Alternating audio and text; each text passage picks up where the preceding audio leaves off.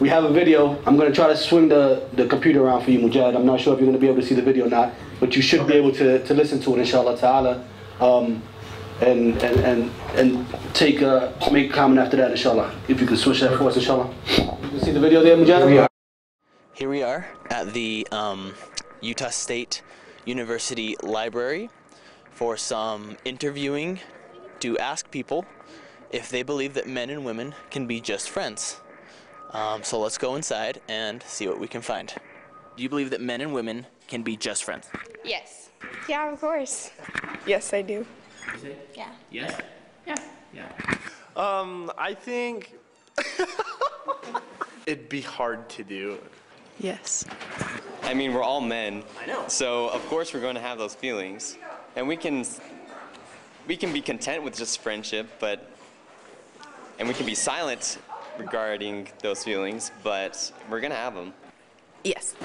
No. No. Yes. Yes. Yes. I don't believe so. No. I guess what I'm saying is no. Okay, good. Backpack road big and then run to... Okay, we'll walk with you. Do you believe men and women can be just friends? Yeah. Yes. Yes. Okay, do you have any guy friends right now who you're just friends with? Yeah. Oh, yeah. All my best friends are guys. Dave. Trevor. Taylor Mulford. Bobby. Yeah. How long have you known Trevor? 2 years. Of those guy friends, do you think any of them secretly like you? And be honest, Probably, yeah. do you think that guy is interested in you? Yes. Okay, maybe you can only be just friends in high school, because most guys won't just be my friend. Would Dave hook up with you if you gave him the chance? Well, yeah. Do you think Trevor liked you? Yes. And I know I did. Shoot. would he hook up with you if you wanted to hook up? Yeah. So he likes you? Mm-hmm. So what you're saying is men and women can't be friends? No, we can be friends. But you're just friends, but he likes you? Yes. So it's a one-sided friendship? That was one instance. If she wanted to hook up, would you hook up? Oh, totally. Look at her. Don't be sarcastic. I need the truth. Seriously, yeah. All right, there we go. All right, that's perfect. Okay, cut. Because of physical attraction, it's not possible. Okay. But you said I just want to be just friends. Yeah. Now, do you literally believe that he's not interested in you at all? Oh, yes! Yes! That's what I'm talking about! As we can see, after interviewing everyone in the library, it is impossible for men and women to be just friends. And under no circumstances can it happen. That's a wrap.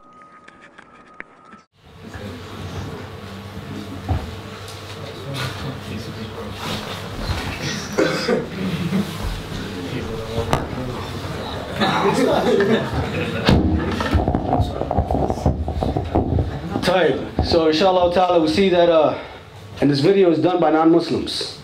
None of these people up there were Muslim. Alright, so it wasn't a Muslim opinion. This was non-Muslims doing a survey on whether men and women could be just friends. And that drives us to our question about why are we not allowed to date in Islam? Why can't we get to know our husband or wife prior to getting married to them?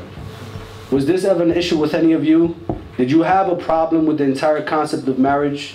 Did any of you date prior to getting married? Especially you, Abdullah, since you are still a bachelor, mashallah. But let me start with Abdullah. You put me on the spot, huh?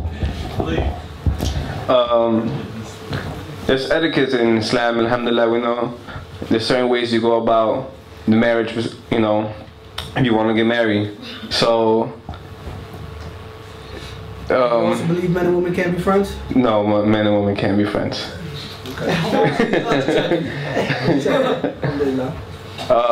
Yeah, so I'm the single one, so I let the brothers answer the marriage questions over there, but I know that there's a process you have to go to. You know, if you're interested in a sister, or you know, you should definitely have to go through her parents and walk through the front door. You know, make everybody know that your intentions are very clear, and you know you're not trying to play games, and you're serious about taking this marriage process.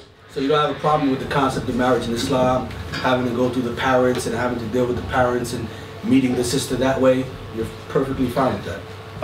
Yeah, I'm fine with it. I'm fine with it because if you see a sister, I mean, you could always find out, you know, who she related to, her family, and then you could take the means to contact them. And it's a safe way for you and the sister that way, because you don't get yourself caught up talking to her, you know, in the hallways in school, or meeting yourself in public places when you're alone, you know, because shaitan's always working, and you know, shaitan's always whispering, and you know, little by little the conversations is gonna go from being serious into flirting, and then from flirting it could lead to something way more dangerous. So, you know, we have to avoid that from the beginning, and you know, come through the front door and let everybody know that you're interested in the person. Before we move on, inshallah, with the other brothers, you know, I'm gonna pick on you because you're single, mashallah. Bassem is married, Brother Mujahid has been married for as long as I've been married, so we have a question up here, you know, that one of the brothers or the sisters sent, and it says basically, when you're going to a mixed high school and it is really impossible to stay a distance from girls, is there any advice that you can give on how to manage and communicate and keep your modesty while still talking to girls? So in the question, they're still talking about talking to the girls and how to manage that. Should they continue talking to the girls? And you, I believe you're in college at the moment, alhamdulillah. How do you manage? You know what I mean, when you're in college, you're single, mashallah, tabarakallah. You're pretty sure you're looking to get married. How do you manage staying away from the women who come and try to speak with you and try to have a conversation with you? Or, you know what I mean? Or, be they Muslim or not Muslim? Okay. Well, and I will advise the brother, pretty much don't get into any unnecessary conversations. You shouldn't be caught up talking to the girl next to you or anything like that. If somebody asks you a question, you should answer them if you don't answer for something. But other than that, don't get into unnecessary conversations that could lead you into, you know, something worse. Alhamdulillah, alhamdulillah. Bassem, how about you? Do you also believe one man and woman can be friends? Well, I believe that they cannot be friends. And I'm going to explain my reasoning behind it, alright? But first of all, I want to share with you one story. Since we're speaking about high school and the mixing, so I tell you that in Palestine, it's not mixed. And I go into this high school, and you have all these teenager girls, you know, dressing immodestly, right? And you're in class, it's a mixed class, you know, there's no such thing as separation between men and women. So it's a funny story because, you know, I'm new to the school, and I'm in an ESL class, right? And there was this new girl that just came. So as soon as she comes to class, you know, she kisses everyone, right? She goes around all the desks, and you know, she kisses them. She kisses in high school? She was in high school. Allahu Akbar. So she came to my desk. She came to my desk, and I happened to be, alhamdulillah, reading the Quran, right? So as soon as she got close to me, I put my head on the desk, right? And she started cursing at me in Spanish, but I didn't care, you know. I knew what she said in Spanish, you know. Okay, and it's not appropriate to say it, obviously. But what I want to get to is, you're always gonna have that challenge, and you're always, if they don't come to you, if you don't go to them, they might come to you. And you know, especially that you mentioned like conversating with women, and as a Muslim, I don't think you should start the conversation with a woman. You know, the male should not start the conversation with a woman, or vice versa, because it might lead to something harmful, you know, as the brother mentioned. So if it's not necessary, if it's not going to be under the category of professional conversation, then we should avoid it. And Islam came to safeguard the woman, subhanallah. MashaAllah. Yeah. And how did you meet your wife? I met my wife in college. Alhamdulillah, when we went to PCC, me and Abdullah, we noticed that the MSA wasn't active. They said that there was an MSA, but it wasn't active. So we like, you know, the school has a big Muslim population, and there's no MSA. So me and Brother Abdullah, we worked to reactivate the MSA, and we started, you know, our MSA. And we started like holding meetings and planning events. And alhamdulillah, you know, the sisters joined us too. And that's where I met my wife. I saw her and I told the sister to speak to her and ask her if she's interested in marriage. Alhamdulillah, she gave me a positive answer. And then we went to the door, which is her family. And that's how the process started. Alhamdulillah, we're successfully married. And what was the process that you guys utilized at your MSA meetings? Because we're talking about communications. We're talking about men and women communicating now. You're in an MSA, the men and the women, they're both at the MSA together. What was the process that you guys utilized in the MSA? I've never been in an MSA. Mujahid, you ever been in an MSA?